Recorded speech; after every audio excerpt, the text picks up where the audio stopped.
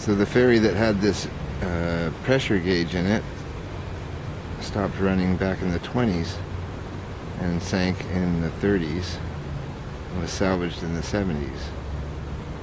So it was only a partial sink, so it was pulled out, I think, probably in the 30s, and then it rotted. But before it rotted, I got the engineer board from the engine room, and it wasn't a steamship, but we've clad the stainless boiler now. Started to. A lot of woodworking to do now at the fill-ins. Those two small pieces are just for spacing, but we will be trimming them around the handle there. And that is a handle off of a very old mill, and there's a threaded handle there at the side for another handle that was off a Makita drill, and we use that to carry it around so we can carry 2 points. I did pick it up by the front handle today when it was under pressure, about 35 pounds. I've been trying to get the small pressure gauge to work, the pressure relief valve, which is a miniature models one, but very inaccurate spring. So we'll get that working so it pops at 30. But I tested this boiler with water up to 75, 80, so I'm pretty confident in it. And the person who welded the seams on this stainless steel tank and on the flue is a Red Seal welder, so knows how to weld.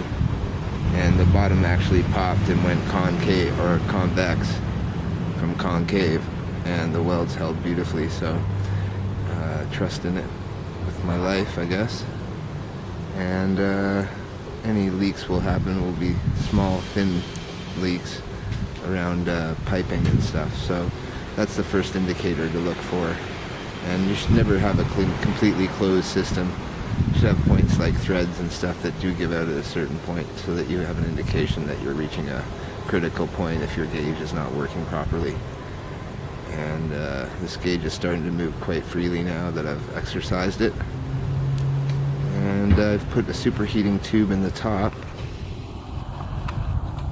which will go in off the steam tower, which is that cap at the back there, and that will go down through the flue in a coil shape, as you can see. So the flame will lick up past that when we're running wood in the front.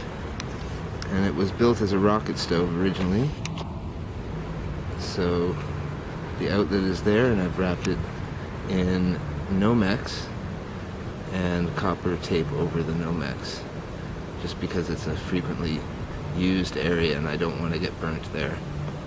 So we'll continue with the strapping this week. I have to go get more trim, and I'm probably going to stain it a little bit more red. This was a maple stain, I think, or a walnut stain. And I have a bit of sanding to do on the side there. There was a bit of a tooth mark on there, right in there.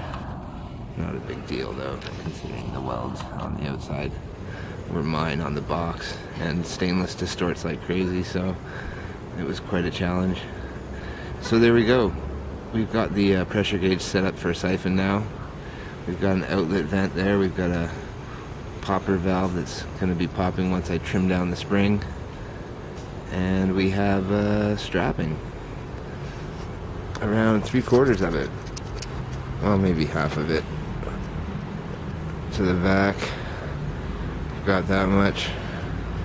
And then on this side, we've got that much. So we have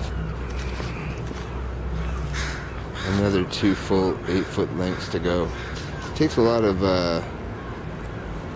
wood to do that.